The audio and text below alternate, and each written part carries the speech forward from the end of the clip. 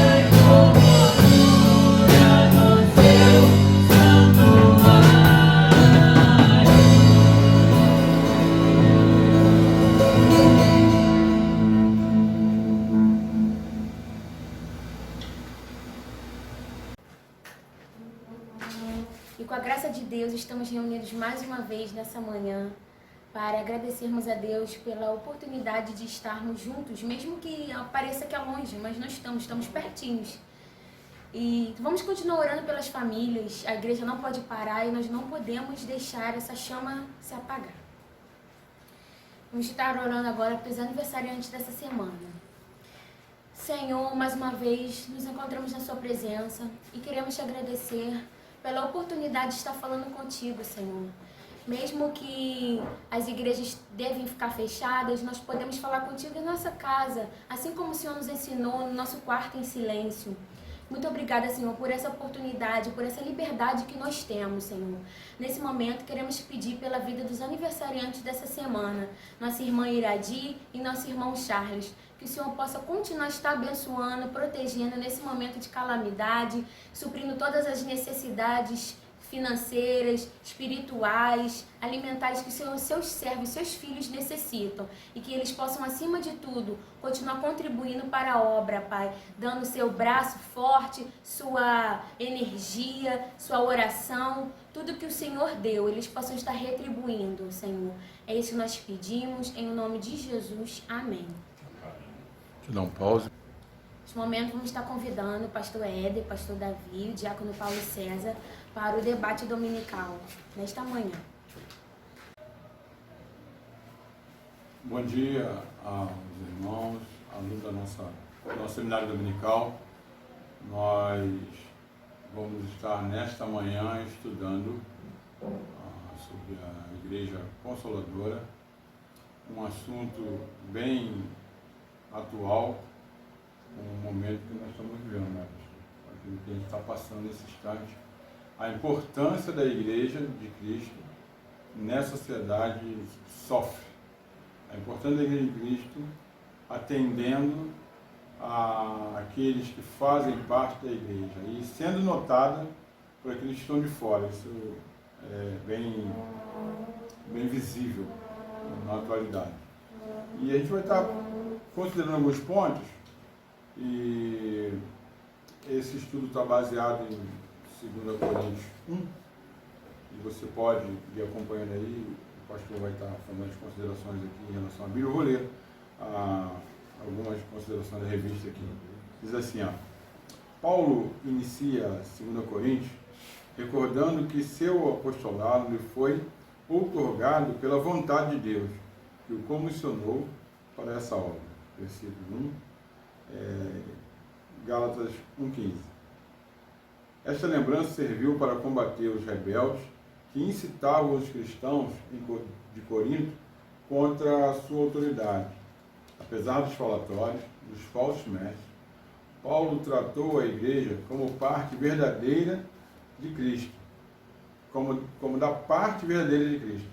Por isso, a denominava a Igreja de Deus. O apelo de Paulo nesse texto é para que a igreja de Corinto sustente ele e seus companheiros em oração. Uma igreja madura participa das aflições do justo. Ela carrega as marcas de quem participa dos sofrimentos de Cristo por amor ao Evangelho e a sua proclamação. O apóstolo usa o seu próprio exemplo de sofrimento para nutrir o ânimo do coração dos crentes. Ele escreve em 2 Coríntios a partir de alguns problemas. De fato, suas lutas são tão severas que ele chega a dizer: foi acima das nossas forças, a ponto de desesperarmos até a própria vida. Verso 8. Já em nós mesmos tivemos a sentença de morte. Verso 9. Está aqui? Isso foi a introdução? Foi aqui a ocasião, data e ocasião. Ok. Bom. Pastor Éder. Bom dia, Paulo César, bom dia, pastor Davi, bom dia, igreja. Essa carta do apóstolo Paulo, em meio a tantos assuntos, é uma carta que ele faz sua autodefesa, né? Ele vai defender o apostolado dele, mas ele vai mencionar em vários textos que fala de uma igreja que recebe o conforto, o consolo da parte de Deus, a despeito de todas aquelas confusões que aconteceram na igreja. Mas essa carta é chamada por muitos teólogos de a carta pesada, né? Que até o capítulo 10, Paulo vai tratar de um assunto, quando chega o 11, 12 e 13, Paulo vai guinar, vai dar uma mudada.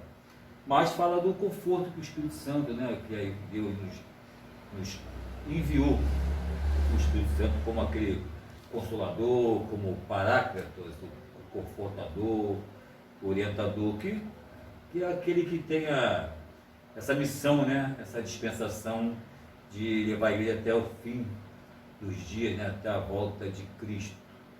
Então a gente entende que Paulo, ele, em primeira mão, ele está falando da sua própria defesa contra aqueles falsos apóstolos, estavam se levantando contra ele, contra o seu ministério, mas que o conforto de Deus, a força de Deus na vida do crente, que dá essa capacidade de perseverar até o momento que Deus achar necessário. Ok. Isso. Eu achei interessante e quando ele fala que uma igreja madura participa, o autor aqui, né, ele bota assim, uma igreja madura participa das aflições dos justos.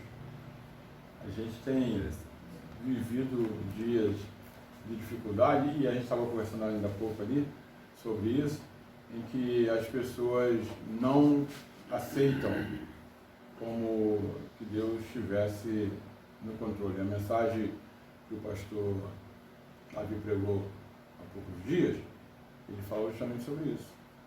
Apesar dessa dificuldade que a gente tem percebido aos nossos olhos, o Senhor está sentado no seu santo trono. Salmo 46, né? Isso. O Senhor está sentado no seu santo trono, no controle de tudo. Ele não está dormindo, não está desapercebido, deixou a terra para lá. O Senhor continua no controle de todas as coisas. Então, essas aflições é pertinente a nós também, cristãos. E nos faz crescer. Nos faz crescer. Com certeza.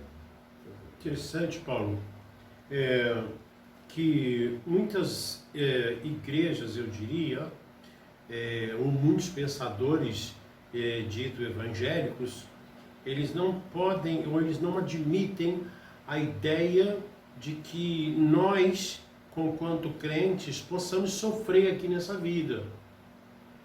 Então, você vai ouvir, por exemplo, algumas pessoas que vão dizer que se você está passando por alguma aflição, é porque você está com a vida errada. Se você está passando por algum problema, é porque você está em pecado. Exatamente. Porque se você tivesse com a tua vida reta, no prumo, você não passaria aflições, você não poderia passar por nada. E aí a gente vê exatamente Paulo desconstruindo essa teologia. Porque a gente não está falando daquele ou do outro crente, a gente está falando do apóstolo Paulo. E o apóstolo Paulo, ainda que ele tivesse uma vida correta diante de Deus, ninguém melhor do que ele para falar de aflição. Então, se a gente fosse olhar por essa perspectiva teológica, a gente diria que Paulo está com um grave problema. Porque ninguém vai ter problema como Paulo. Então, isso desconstrói, esse edifício mitológico de que o crente só vitória. Só vitória. Lembra que a gente falava, houve uma época que o pessoal falava muito isso, só vitória? É verdade. Tem Só vitória, varão. Tem mesmo, Ou seja, porque crente só tem vitória. Crente não passa por luta, não passa por nenhum problema. Crente só é vitória. E essa afirmação, ela vai contra a própria do próprio Cristo, que diz que no mundo nós temos aflições. Sim, e Paulo, como eu disse, Paulo vem desconstruir isso, porque ele está aqui no meio de um problema, de uma aflição gravíssima. E diz o texto que Paulo está dando ações de graça exatamente pela consolação. Ele não está reclamando da luta, mas ele está louvando a Deus, porque em meio à luta Deus está consolando, Deus está sustentando, Deus está amparando. E ele fala assim, o apóstolo usa seu próprio exemplo para nutrir o ânimo no coração do crente. Exatamente. Então, Paulo vem trazendo para nós essa ideia de que esse momento ele vem para construir em nós um caráter espiritual muito maior ou melhor do que tínhamos antes. Pastor Hélio, perguntar, esse momento que nós estamos vivendo hoje, em que as igrejas estão de portas fechadas, muitos crentes têm se colocado em oração, em seus lares, o senhor acredita que isso pode fortalecer a igreja no futuro, ou ele pode criar um problema de trazer aquela questão de dá para orar em casa e está tudo bem? Eu acredito que Crente em casa? Fortificar o crente em casa. Que eles chamam de desigrejados.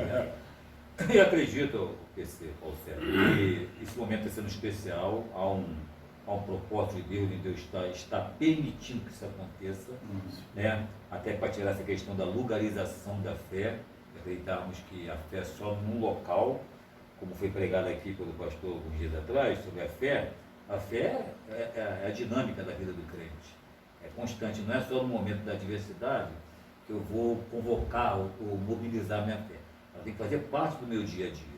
Agora, acredito que quem é cristão mesmo, está em casa, está orando, está entendendo o momento, porém eu vejo muita gente falar que está com necessidade de estar reunido com os irmãos ali, nas orações, na mensagem da palavra, no louvores, ou seja, congregar. Por isso que Hebreus diz que não deixemos de congregar como é costume de alguns. Então, a igreja, instituição, onde, né, as paredes onde habita a igreja de Deus, o povo espiritual, é como se fosse uma academia espiritual. Você pode, eu já tive vários alunos que compram aquela aparelhagem, peso, bicicleta, esteira, e não treinam um mês. Jogado lá. Porque a academia onde eles vão lá, tem um ambiente que proporciona o estilo. A mesma coisa é quando você se dirige à igreja de instituição, onde lá você vai encontrar a igreja de Cristo. As pregações, as conversas, as mensagens, os louvores edificam. Então há essa necessidade daquele que realmente tem prazer nas coisas de Deus, estar próximo daquele que também congrega e confessa a mesma fé que você. Mas aí eu retorno à pergunta do pastor Davi. Isso pode fortalecer, esse momento hoje, ele é capaz de fortalecer ou criar um ambiente, uma possibilidade dos igrejados se sentirem confortável no momento que está vivendo? Irmão Paulo, sinceramente, eu ficaria com a segunda hipótese de que esse momento ele vai fortalecer nesse tipo de gente que fica... Na verdade, eu chamaria eles de desigrejados dentro da igreja. Tem muitos. Eles já estão sem igreja, mas eles estão por ali. Eu fui criado dentro da igreja, eu sou filho de pastor, eu estou aqui desde pequenininho. Eu sinto até falta desse ambiente, mas na verdade eu não tenho igreja nenhuma, eu já estou desigrejado. E isso só vai fortalecer a ideia de que eu posso ser crente em casa, porque agora a gente vai descobrir que é possível. Agora até os pastores estão falando, tá vendo? Pode ser, porque antes a gente lutava contra essa ideia, usando inclusive esse já o texto que o pastor Éder usou, de que a gente não deveria deixar de congregar como alguns fazem. Mas agora para eles isso é comum. Isso vai ser muito prático para eles agora aproveitarem. Então, na verdade, eu estou pensando que a praga ela virá trazer a lume aqueles que efetivamente ou que de verdade são filhos de Deus. Ou seja, a praga ela vai estar fazendo essa separação. Eu lembro da palavra do apóstolo Paulo para que a gente não deveríamos temer o fogo que brota entre nós, porque o fogo na verdade é para separar. Né? Então o fogo vai mostrar quem é quem. E eu estou entendendo que dentre algumas coisas, se alguma coisa boa dessa praga, é que além de mostrar a importância das relações familiares, né, alguém está dizendo que como é que vai ficar dentro de casa, Para alguns isso é ótimo, ficar dentro de casa com a esposa, com o marido, com os filhos. Isso vai fortalecer as relações familiares, porque o Éder não, porque o Éder parece que é um novinho, mas a gente que é mais velho, a gente vai lembrar quando não tinha tecnologia, não tinha televisão, não tinha nada disso. E eu sou de um tempo, irmão Paulo, que não tinha nem luz. E aí como é que a gente fazia? Sentávamos ao entardecer, todo mundo jantava, tomava banho, ficava ali sentado contando aquelas histórias do bicho papão, do homem do saco, que era justamente para a gente dormir rápido.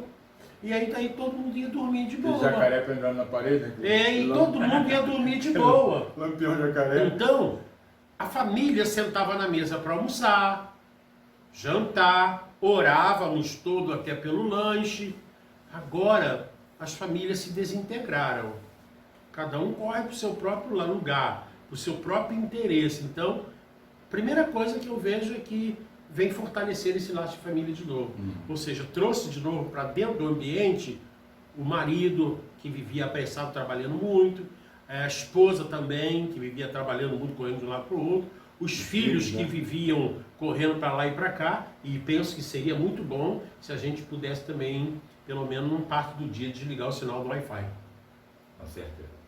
Né? Porque, por exemplo, a minha filha, ela fica o tempo inteiro lá no Wi-Fi. E eu estou pensando seriamente, de vez em quando, de vez em quando eu dou uma desligada, ela vai lá e faz uma mecânica lá, mas eu estou pensando seriamente em me esconder até o negócio lá, porque aí ela vai ficar perto de mim. A gente vai ficar batendo papo, pai, aquela história que o senhor contava, isso vai fortalecer o laço da família. E também, claro, os laços de comunhão, daqueles que efetivamente gostam. Né?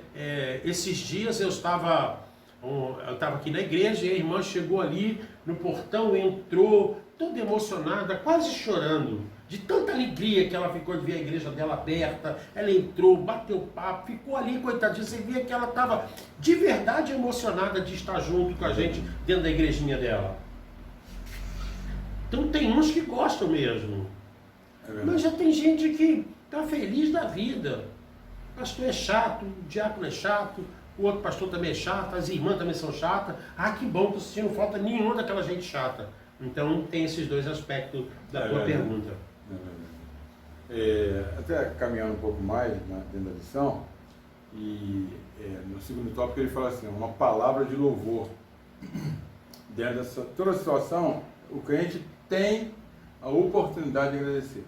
E eu vou lembrar de uma das mensagens que eu vi esses dias, e a gente recebe uma série delas, coisas boas e coisas ruins. Entre as boas, o pastor Hernandes estava falando da importância de a gente ter tempo para as coisas de Deus.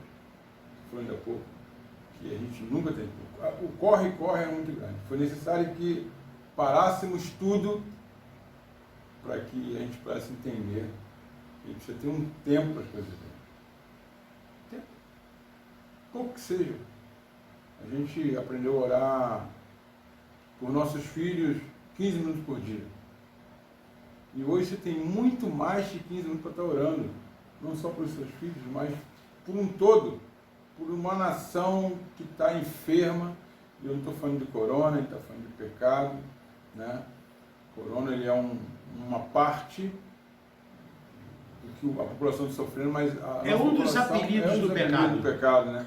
A nossa nação está sofrendo com o pecado. E a igreja está sendo despertada a estar orando por essa nação. Orando, intercedendo a Deus que toque no coração do homem, que o homem se sensibilize, porque a gente está vendo como os dias de Noé. Casavam, bebiam, comiam, e iam vivendo. Essa é a prioridade, né? A prioridade a gente que está na rua, a gente vê assim as coisas no nosso dia a dia, a gente observa que as pessoas, hoje algumas estão mais atentas a algumas pequeninas coisas. Tem gente que não está nem aí. Se você sai pelo Rio da Prata, quem sai do Rio da Prata aí a parte da tarde para a noite, os bares estão cheios. Então, isso, o cara está, como é que diz? Que está se buscando, refúgio não, extravasar. Poxa, todo dia em casa, ou então todo dia trabalhando, porque o cara vai ter sempre um motivo para cometer o seu ato contrário à vontade do pai. Ele vai ter sempre motivo para tomar o seu gelinho, vai para o seu baile, ou ele quer fugir da esposa, ou ele quer esquecer das dificuldades que o trabalho proporciona. Ele vai ter sempre algo que o afaste mais e mais de Deus, mais e mais. Sempre tem um motivo. Sempre tem um motivo. E Deus está dando uma oportunidade do homem abrir os olhos. O homem abrir os olhos. Com toda essa pandemia, com toda essa dificuldade, é a hora do homem, da pessoa refletir. E a igreja do Senhor, ela precisa estar alerta a isso. Tirar proveito desse momento.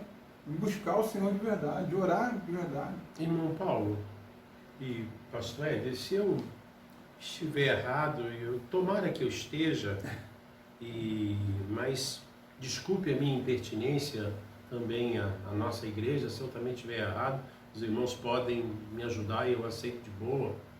Mas uma das coisas que também eu vejo que esse momento revelou para nós é que muitas coisas que se diz era na verdade uma desculpa. E esse isolamento social trouxe luz para algumas coisas que não eram verdades. Como a gente... Eu lembro que eu sempre brinco, né? Deus sabe. Quer dizer, Deus sabe que você agora tem tempo para ler a Bíblia, mas não leu. Deus sabe que agora você tem tempo de ler a revista da escola dominical, mas também não leu. Deus sabe que você poderia ter se dedicado para estudar um pouco mais as coisas espirituais e não fez. Por exemplo, orar mais do que o normal. Eu diria agora, se você orava correndo porque tem que pegar o ônibus e o trem, agora você não vai pegar o ônibus e o trem, então você pode orar um pouquinho mais. Não falta agora aqui. Então, Deus me revelou que muito do que se dizia de falta de tempo, poxa pastor, tem 2 semanas que eu não leio a revista da escola dominical. Irmão Paulo, desculpa, essa semana eu não li a lição. Se tiver no próximo domingo, vai estar afiado, então. Né? Que tempo para isso. Pastor, o senhor desculpa, aquele sermão que o senhor pregou, eu já nem lembro mais, só lembra? Mas eu esqueci, eu não tive tempo. Não tive tempo. Então, quer dizer, o que a gente vai percebendo é que as desculpas vieram todas à tona, porque não há pecado que possa ficar encoberto muito tempo. Só queria chamar a atenção dessa realidade que eu percebo também. Mas é pertinente isso. É pertinente. E eu penso também, pastor João Paulo, que toda a permissão de Deus é ativa, né? Não é passiva. Então, há um propósito tanto no mundo cristão como no mundo secular. Primeiro é quebrar a arrogância das pessoas que se acham, né, supremas, intocáveis, e todos estão combatendo um inimigo invisível, uma força humana que possa impedir. E para a igreja, como foi dito pelo pastor, e nós temos falado aí constantemente, é o momento da igreja fazer uma reflexão e ver de fato se ele tem se comportado, qual é o teu grau de fé, se é que você tem fé, porque isso é só uma pontinha das tribulações que passaremos. Então, eu preguei outro dia aqui, falei sobre a igreja estar despreparada devido a um falso ensino que imprime na cabeça das pessoas, que a igreja vai ficar de fora, que Deus tem um povo preferido, que quando chegar as perseguições, não, a igreja verdadeira ela vai passar por todas as tribulações que for necessárias. Mas a ideia do cristianismo, o propósito de Deus, é cristianizar o mundo, aonde o evangelho pode chegar por pessoas, e onde não chegar por pessoas, o Espírito Santo vai chegar. Porém, esse pensamento exclusivista, que a igreja vai ficar de fora, causou muitos que se dizem cristãos aí agora, estão amedrontados, cheios de temores, porque coronavírus. Sem falar do exagero da manipulação da mídia, né, estão todos apavorados. Por quê? A igreja ela tem que saber que a marca da igreja de Cristo é a aflição, a tribulação, desde o princípio. Como foi dito aqui, pastor citou o apóstolo Paulo, que passou por várias, mas a marca da igreja cristã é a tribulação. Sereis odiados de todos por causa do meu nome. Ou seja, desde que Cristo foi assunto ao céu, a igreja vem sendo perseguida, quem conhece a história da igreja sabe, e vai ser perseguida, mas vai vencer. Por quê? Porque, segundo essa revista aí, nós temos um consolador, um confortador. E é o Espírito Santo que vai levar a igreja até os últimos dias. E a promessa dele, que se ele venceu, nós venceremos. Por isso que o crente, como foi dito, o senhor falou sobre essa palavra de vitória, o cristão é vitorioso. É vitorioso, mas a verdadeira vitória. Não é um evangelho triunfalista de prosperidade, mas a vitória de Cristo nos assegura, porque ele venceu a morte. Então, quem está em Cristo, vitorioso é. Só um minutinho, não pausa, está.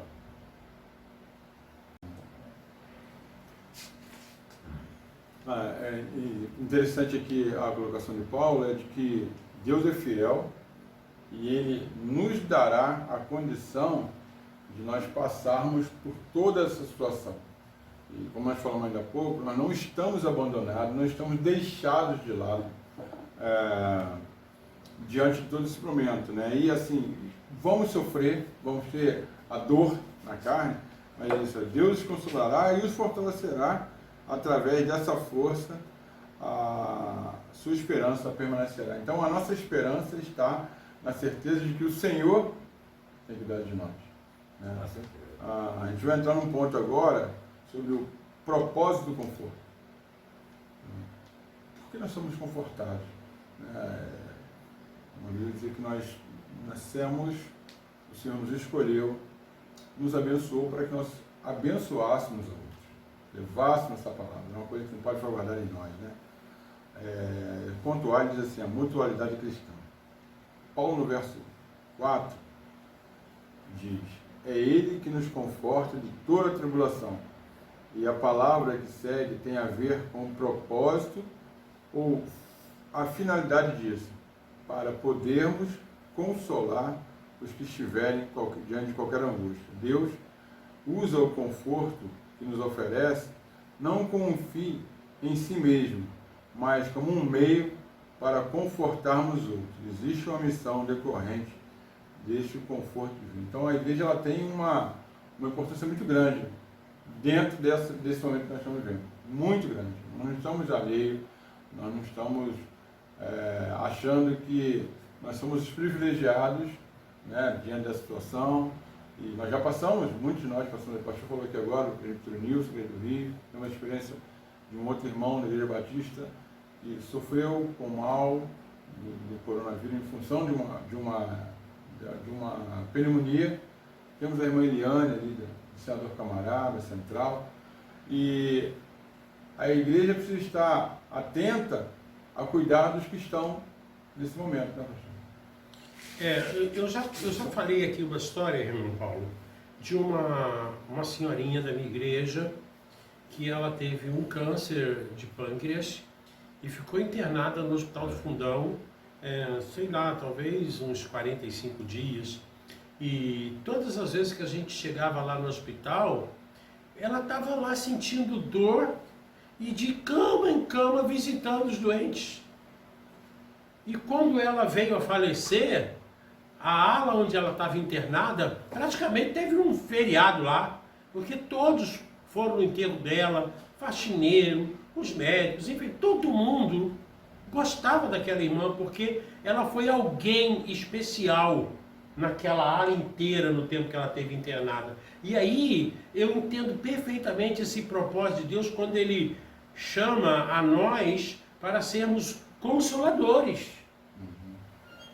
E aí eu entendo que o Espírito Santo me dá equilíbrio e trata na minha necessidade exatamente para que eu seja instrumento de Deus na vida do outro. É verdade. Essa é a ideia. Você imagina uma legião de crentes desesperados correndo aí pelo meio da rua gritando. No caso do corona. O corona vem aí. Você está entendendo? Então é o inverso.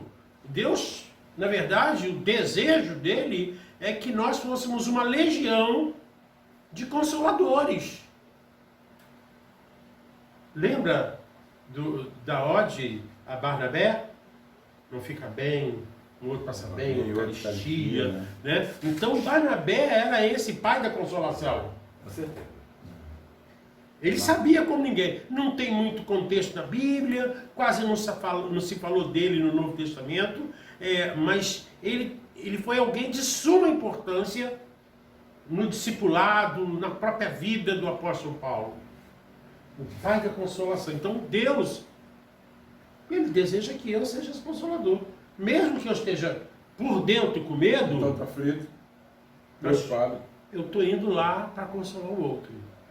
Entendo que essa Esse é o propósito. Aí de só Deus. imagina nessa circunstância, eu sou o pastor, aquele que tem que interpretar algumas situações, e aí você se omite, não, eu operei o coração tem 3 anos, 4 anos, não, eu tenho uma diabetes, eu tenho... Ué, a gente não vai deixar de zelar por um cuidado, né, pastor? Mas você não pode deixar de fazer aquilo que a obra pede. No momento de dificuldade, de lamparar o amigo, lamparar o irmão. Por isso que essa capacidade de consolar, de confortar, de encorajar o verdadeiro cristão, a despeito do seu cargo eclesiástico, ele só pode ter se essa força vier do Espírito Santo. Sim. Porque o homem por si só, ele vai temer, por exemplo, citou o pastor Davi, que na cirurgia há 3 a 4 anos atrás. Não fiz, eu sou todo escangalhado. Ele pode até, o irmão pode até ficar temeroso, que é normal, ele é ser humano, ele não é um ciborgue. Porém, essa força deriva do Espírito Santo na vida dele. Não, com certeza que Essa não é minha. força que vai impelir ele a tomar, ainda que com receio, tomando seus devidos cuidados, mas ele é impelido, ele é encorajado, ele é levado pelo Espírito Santo. Porque, eu costumo dizer assim, aqueles nossos irmãos lá do passado, a igreja primitiva, do 1º até o 4º século, não era a capacidade humana que encorajava eles a não negar a fé. Diante da espada, do fogo, do leão. É essa força que vem do Espírito de Deus, que capacita o cristão a perseverar até a morte, como diz lá para a igreja de Esmirna. Ele diz, ser fiel até a morte e dar-te a coroa da vida. A morte não pode ser o limite para a tua fidelidade. Você vai ser fiel ainda que esta fidelidade te leve à morte. A palavra de Deus diz que a fé ela vem pelo ouvir a palavra, mas a fé ela é produzida em nós, mesmo dentro de uma possível dificuldade, uma impossibilidade, mais ainda uma impossibilidade aos olhos dos homens, né, de se alcançar algo de bom, né? O crescimento em fé, vem dizer assim, o apóstolo Paulo passou por uma tribulação esmagadora na Ásia. Mesmo alguém que ama profundamente a Deus não está livre dessas experiências. Problemas não faltaram ao ministério de Paulo. Chama atenção no texto é que a aflição sofrida foi tão forte que ele considerou superior às suas forças. Entretanto, Paulo entendeu que essa prova de que ele deveria confiar não em suas forças, mas em Deus, né? Do Deus que ressuscita os mortos, lá no verso 9. Deus permite algumas situações difíceis em nossa caminhada para exercitar em nós este mesmo crescimento a nível de confiança. O pastor tem uma fala que diz assim, ó, a minha mãezinha tinha uma fé em quê? A gente tem visto muita gente tem depositado fé. Mas em quê? Uma fé sem esperança, né? E a fé que a gente fala aqui, da verdadeira fé bíblica, ela, apesar das dificuldades, ela faz gerar em nós uma esperança de um cuidado extremo de amor do nosso Pai. Não circunstancial. Não circunstancial. Ela é, assim, algo que o Senhor, e outra, não vem de mim. A Bíblia diz que ela vem do próprio Deus. É Ele quem nos dá. Você falou isso, né? O Espírito Santo. É o próprio Espírito Santo que nos dá essa consciência de fé. Eu tenho caminhado com isso esses dias e fico observando que há um tempo, o pastor Davi me conhece, ele sabe, há um tempo atrás eu não andava em alguns lugares, eu não ia de frente a algumas circunstâncias, mas Deus tem mostrado que não é assim, precisa estar presente em algumas situações, em alguns locais que você não se permitia estar, que você temia, mas o Senhor é contigo, e aí você vai, é Deus que vai na frente, e Ele abre portas, e quando você vê, você ainda está lá no meio do fervo, preparando para poder desenvolver aquilo que Ele quer de cada um de nós. Essa fé é algo muito tremendo. Ou seja, Ele quer que você vá a todos esses ambientes para levar uma palavra de consolação e de esperança que Ele não tem. E se a gente não for, Quem Quem é irá? que vai? Aí a pedra clama, né? Não é isso? E aí, Então, esse é o problema da palavra do consolo. É verdade. Vai ter que ser a gente mesmo. Ele quer uma igreja, ele quer levantar, ele está levantando, ou levantou essa igreja para ser essa palavra de consolo, de esperança. Essa gente está correndo para um lado para o outro aí, com fé, como você disse, essa fé passageira, né? Porque ela só dura daqui até ali, ela passa, né? Depois que passar da fé, eu tô com medo do avião, e aí eu pego o avião, tenho que ir a São Paulo, aí eu vou orando. Quando ele pousar lá em São Paulo, já não lembro nem de oração nenhuma. Já vou fazer o que eu tenho que fazer. Vou fazer o que eu tinha que fazer e acabou. Agora, quando eu tiver que voltar, eu vou ter que orar de novo. Então, quer dizer, é uma fé que precisa de toda hora estar passando por um perigo para que você exercite ela. E, gente, essa não é a ideia. A ideia é que você tenha uma fé para que quando esses perigos chegarem, você possa levar de esperança para outra pessoa. Vamos passar por isso. Nós vamos superar isso. Em nome de Jesus, nós vamos vencer. Leva essa palavra para as pessoas que estão sem esperança. a proposta do Senhor para nós não é para que o que hoje nós temos vivido, aquela maldição dessa teologia da prosperidade, né, que as pessoas, é uma prosperidade de ninguém, é proibido de ser próspero, desde que ele não fique só para ele aquilo que ele recebe. Eu posso receber algo de bom do Senhor, mas eu preciso dividir com meu irmão, preciso levar a outros. Não posso ser aquela ostra de bela joia fechada, onde você não consegue ver a beleza da pérola. Tem que ser aberta. Essa pérola tem que ser explorada, tem que ser feito um cordão, um colar, um brinco, para que as pessoas vejam a beleza, senão não adianta nada. Ela fica dentro da ostra, a ostra apodrece, vai embora e fica enterrado no mar. Né? Então o cristão ele precisa ser luz, e quando luz, iluminar os outros também. Procurar levar essa luz a outros também. Inclusive, nessa segunda carta de Paulo, capítulo 8, verso 12 até o 15, fala que um dos propósitos, né, da parte da contribuição na igreja é para que houvesse uma proporcionalidade, para que não tivesse em demasia, outros nada. Ou seja, para que tivesse uma igualdade. E isso faz parte também da igreja. Proporcionar a esses que têm pouco o necessário para viver. Né? Saber dividir, como você falou aí no início. Deus nos abençoa para que sejamos abençoadores. Para outros, né? Esse é o propósito. É isso que a igreja histórica, ela preza por isso. É esse o ensinamento. Não negamos, nem desejamos que quem viva em maldição financeira. Se a prosperidade for prosperidade saudável, através daquilo que Deus proporciona e você se esmera, se esforça, contanto que você faça dessa prosperidade outros também prosperarem. A grande dificuldade daquele que busca prosperidade hoje é que ele não consegue dividir isso hoje. É uma coisa que ele tem para si. Ele não consegue dividir. Ele busca algo, ele não consegue dividir. E aí, muitas das vezes, ele não recebe de Deus aquilo que ele pediu, e aí ele frustra, ele sai da igreja, ele deixa de andar. E a palavra nos mostra totalmente diferente. Né? A palavra do Senhor, ele nos chama para um momento de luta, de uma vitória futura certa.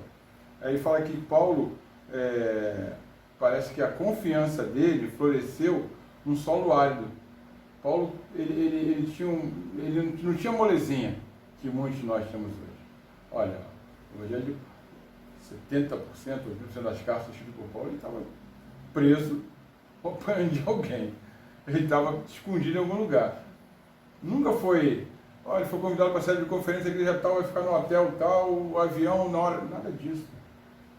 O barco que afundava, sofria açoites, as pessoas ameaçavam, era preso.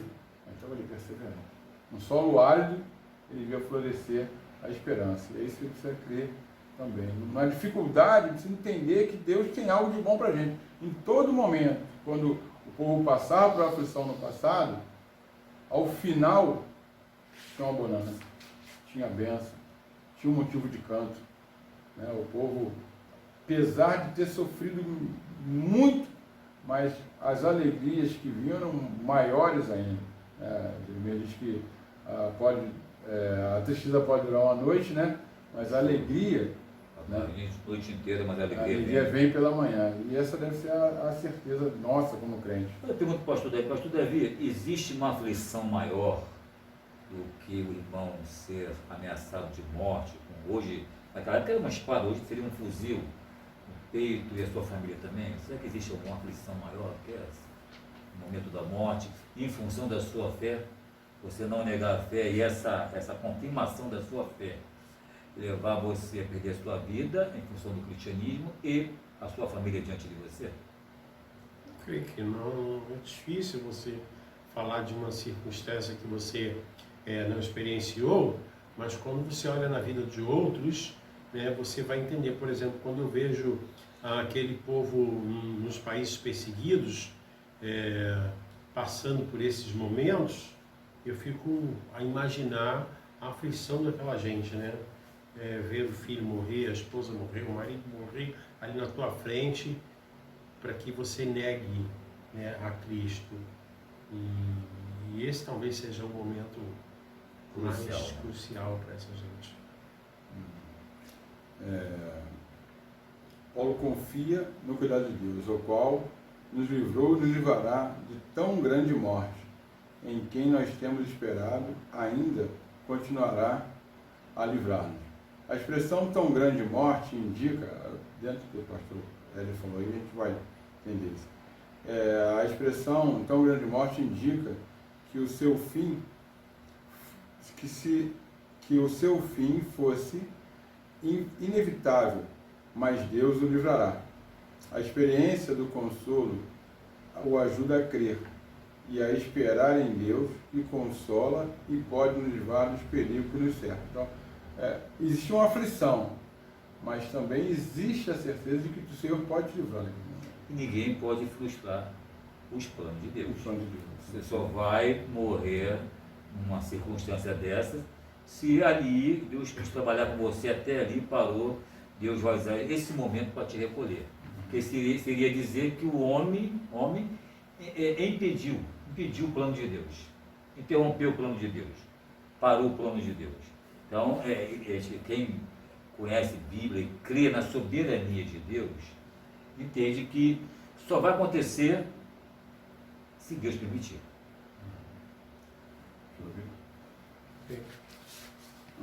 Parâmetro do conforto, né? A adversidade enfrentada por amor a Cristo será intensa, de igual modo o conforto. Jesus ensinou que o servo não está acima do seu Senhor. Mateus 10. Ele sofreu, nós sofreremos também. O que significa? Na medida em que sofre por Cristo, você será consolado por Ele.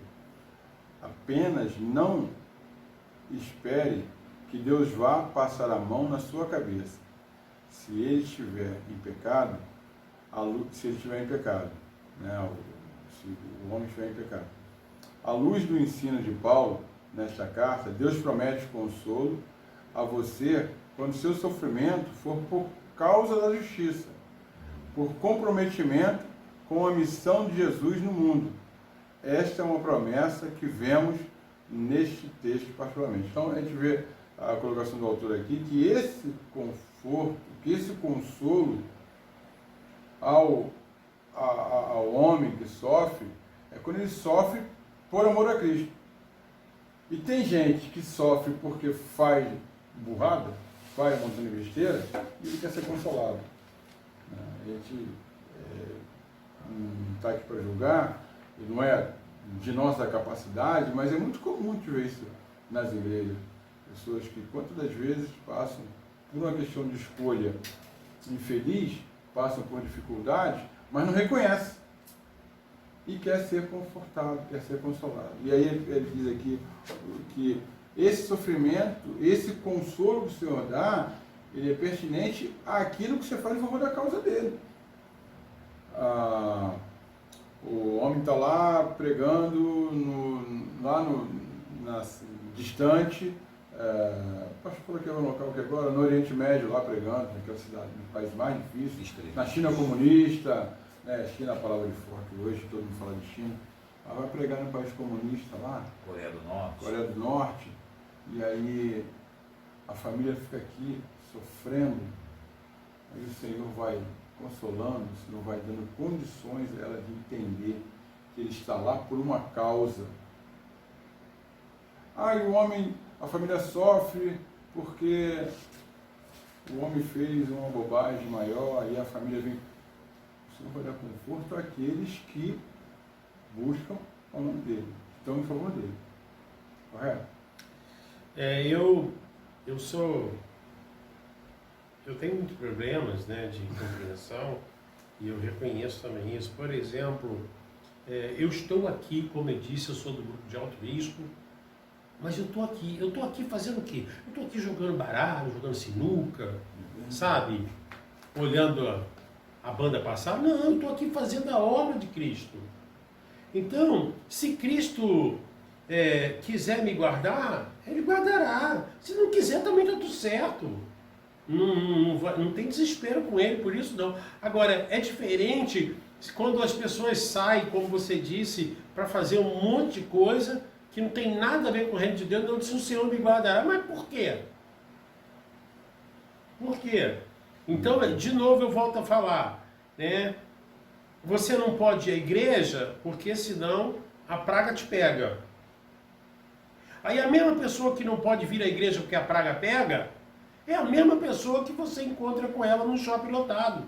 No mercado. No mercado. Ah, pastor, Deus sabe. Tudo bem, Deus sabe. Quem sou eu para falar o contrário?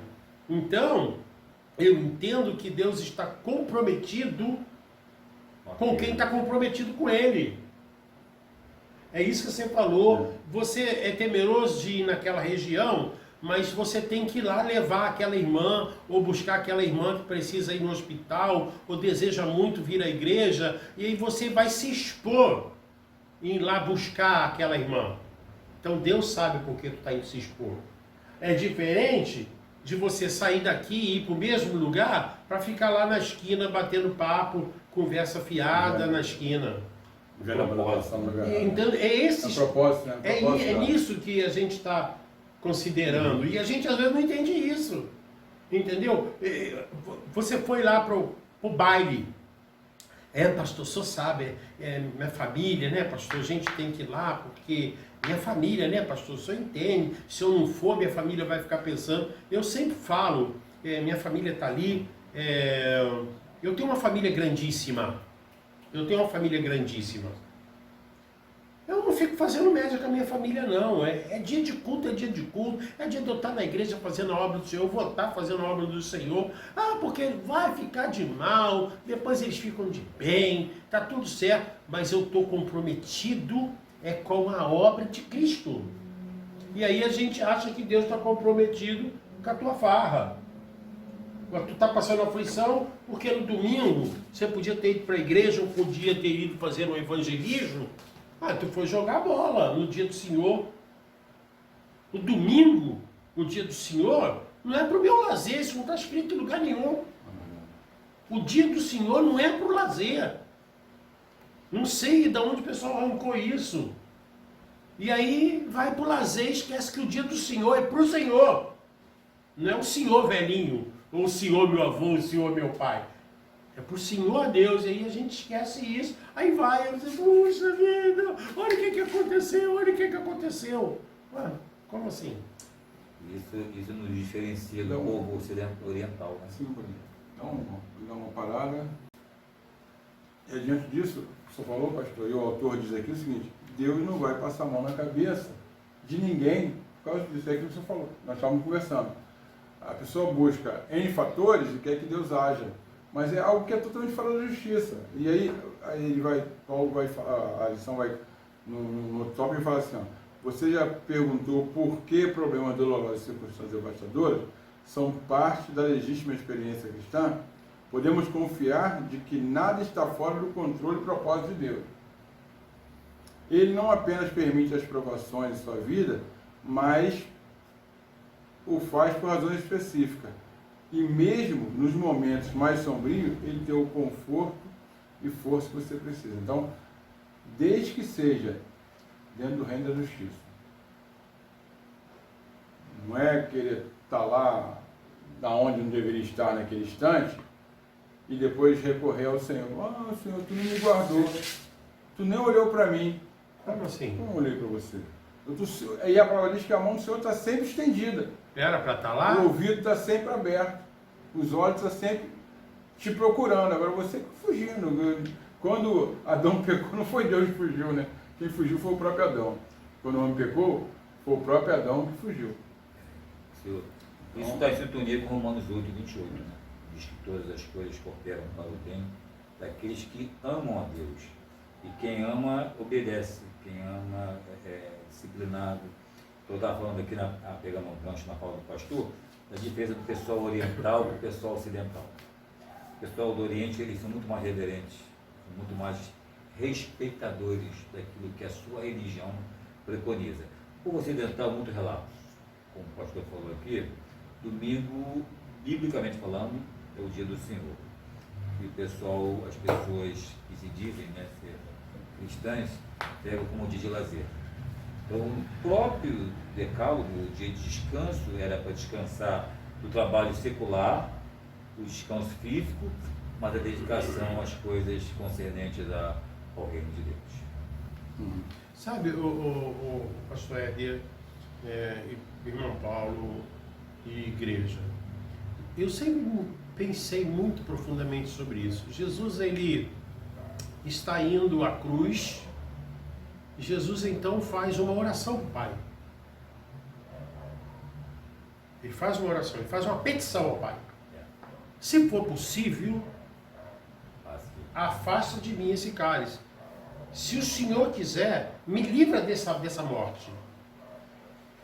E aí a gente sabe que Deus tinha poder para isso. Podia ter mandado uma miríade de anjos ali, acabava com aquela história em 2 tempos. Jesus, o Filho de Deus, ele pede a Deus que se Deus quisesse, livrasse ele, e aí parece que Deus, Silêncio. nós ficamos olhando. Jesus percebeu nesse silêncio, Jesus não se desespera, não fica de mal, não grita, não xinga, não esperneia. Ele faz uma outra oração e diz assim: todavia, seja feita a tua vontade. Esse Deus que não poupou o seu próprio filho, ele ouviu a prece? Ouviu, mas ele não poupou, porque o propósito se cumpria nisso tudo. E ele não poupou. Por que ele vai poupar a mim? Se ele não poupou o filho, ele vai poupar a mim dentro do propósito dele? Claro que não. Então, vou obedecendo o propósito, vou tentando, na certeza de que se Deus quiser, ele fará. Lembra daquele cântico que a gente cantou aí por um tempo aí? Se Deus fizer, ele é Deus, se não fizer também, ele é Deus. Muito propagado. Não é isso? Se ele deixa de fazer ou se ele faz, ele continua sendo Deus. É como o cântico, ele é bonito, agora como prático, muitas das vezes é doloroso, né, entender, o homem aceitar.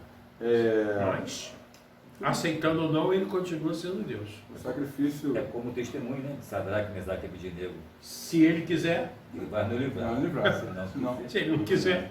continuará sendo Deus da mesma forma. É muito interessante que a proposta do Senhor é para que nós continuássemos algo que nós interrompemos. A proposta do Senhor é estar sempre com o homem, a todo instante. O princípio era assim, né? Antes do pecado, Deus ia sempre ao encontro do homem. Sempre. Numa parada do dia, lá encontrar com Adão. Sempre. Mas aí ele interrompeu para o pecado. E aí o Senhor vem, traz Jesus Cristo para poder resgatar essa condição de justiça, de poder, em Jesus, nós caminharmos com Ele novamente. O teólogo diz tabernacular conosco, ou seja, fazer morada. Exatamente. Agora ele não vem me visitar mais. É diferente, ele não me visita, ele agora está. E aí a gente vai entender que nós somos vistos sempre por Deus através da cruz, através do sangue. E uma das aulas que eu fiz essa semana, esse ensino à distância, lá no curso que eu faço, o professor destaca essa parte de que nós, muitas vezes o homem se julga, eu sou o mais miserável dos homens, o pecador que não merecia. Deus não te vê mais assim. A partir da cruz, Deus te vê como filho. Espiritualmente, de ver aperfeiçoado. Deus te vê como justificado, né? Te vê como justificado através da cruz. O pastor falou aqui, pode ter certeza, hoje, Deus, na pessoa do Espírito Santo, ele habita em nós. Sim. Mas no mundo vindouro, nós é que vamos habitar nele. O Apocalipse 21 nos mostra esse caminho, esse viés, essa ideia. Nós é que vamos habitar, nós vamos nos comunicar com Deus, o Pai, na pessoa de Jesus Cristo. Interessante. Concluindo, né, quando estava prestes a partir, Jesus anunciou que enviaria o Consolador, nós já falamos aqui, né, e eu rogarei ao Pai e Ele nos dará outro Consolador, a fim de que esteja para sempre convosco. O Consolador, Ele nunca deixou de estar conosco. E é o Espírito da verdade. Nunca deixou de estar conosco. João capítulo 16, verso 3, diz que Jesus disse que o Pai enviaria o Espírito da verdade, que vos guiará por toda a verdade. Interessante que ele fala assim, ele não falará palavras de si mesmo, mas as que tem ouvido. Então ele vem para passar as instruções do Pai para a sua igreja. Deus é um Consolador, Cristo, o Deus encarnado e o Consolador, e um Consolador. Deus, Espírito Santo, é um Consolador. E assim Paulo resume o conforto recebido da Trindade com suas palavras. Tudo posso naquele que me fortalece, Filipenses 4:13. Você pode suportar todas as situações difíceis e fáceis e difíceis, porque o Deus Trino te sustenta e te habilita a carregar as cargas de que você está cansado e sobrecarregado por pressões. Somos consolados para consolar.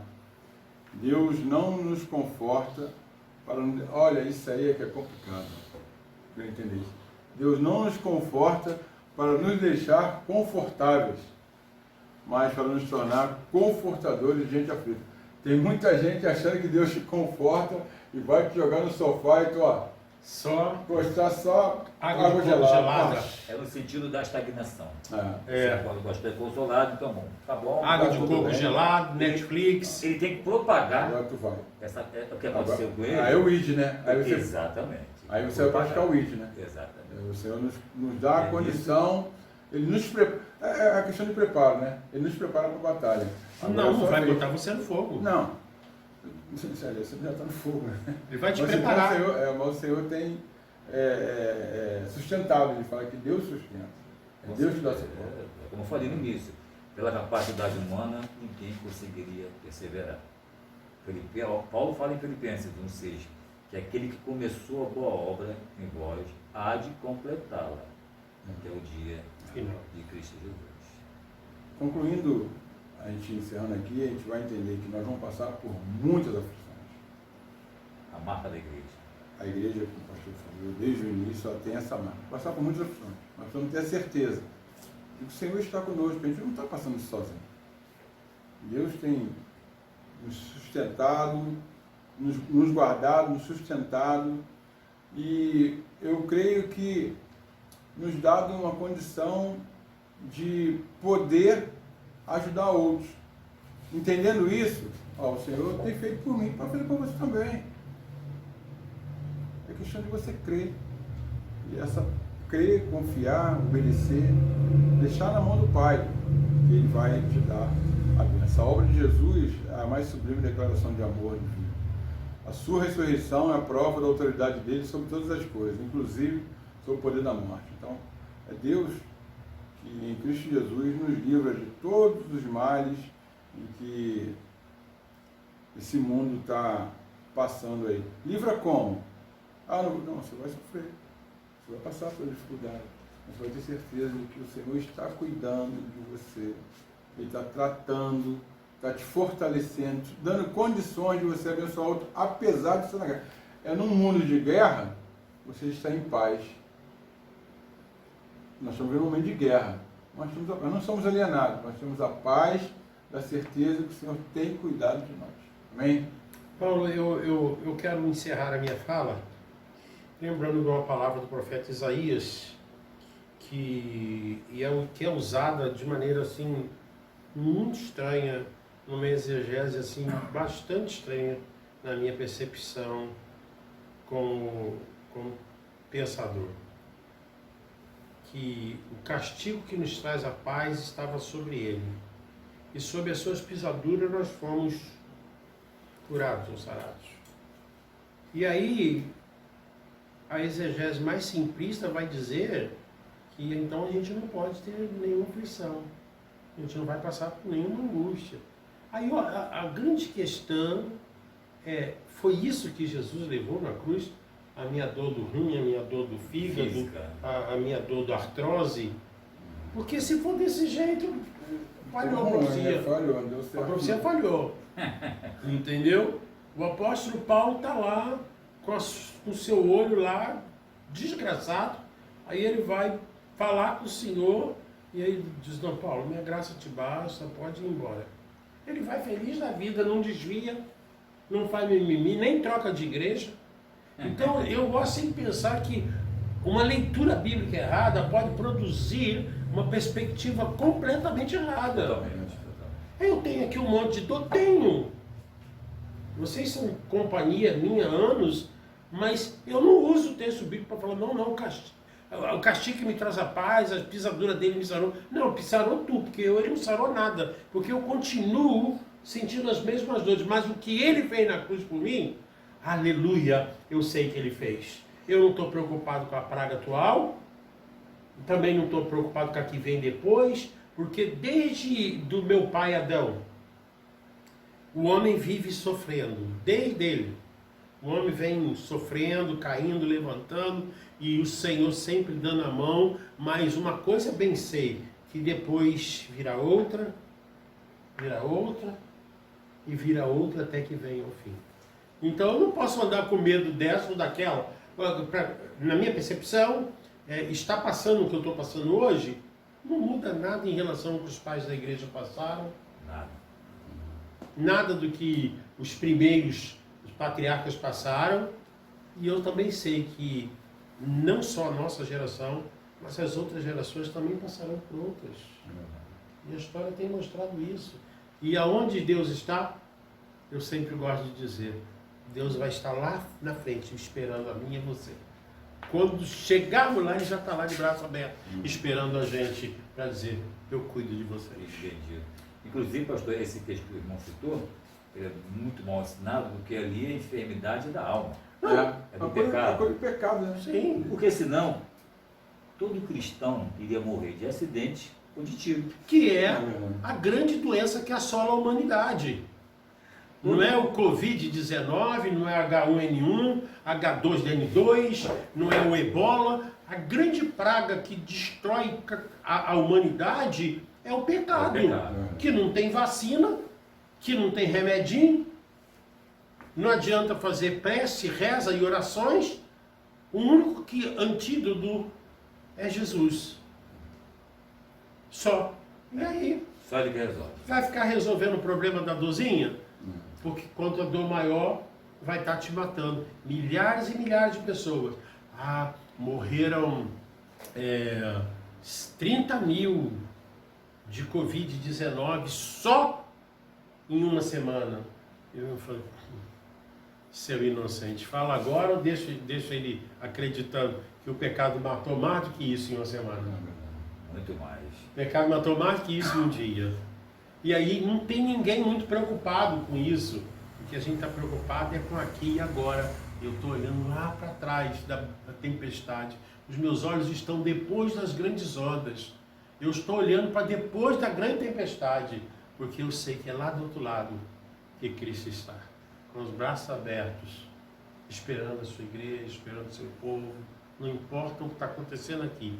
Do outro lado, o Senhor nos aguarda. E para quem está assustado, só para terminar, PC, para quem está assustado aí, você, a expressão não temas, nós vamos encontrar nas Escrituras 365 vezes. Para cada dia do ano, acorde com esse não temas no teu coração. Porque eu sou contigo. Amém. Amém. Deus abençoe.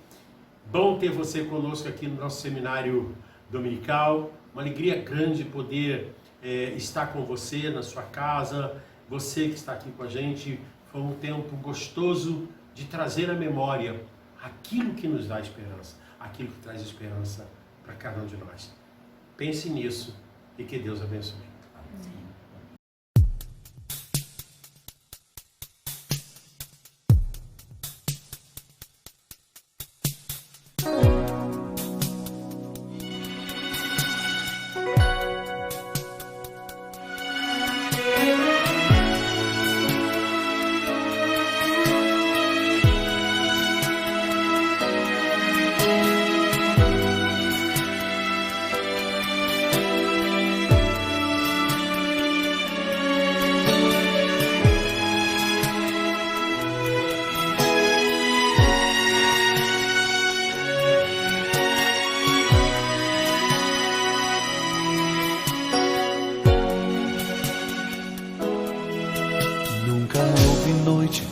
Que pudesse impedir o nascer do sol e a esperança. E não há problema que possa impedir as mãos de Jesus para me ajudar. Nunca houve noite que pudesse impedir o nascer do sol e a esperança. E não há problema que possa impedir as mãos de Jesus para me ajudar. Haverá um milagre dentro de mim, vem descendo o rio pra me dar a vida. Este rio que emana lá da cruz, do lado de Jesus. Haverá um milagre dentro de mim, vem descendo o rio pra me dar a vida. Este rio que emana lá da cruz, do lado de Jesus. Aquilo que parecia impossível, aquilo que parecia não ter saída,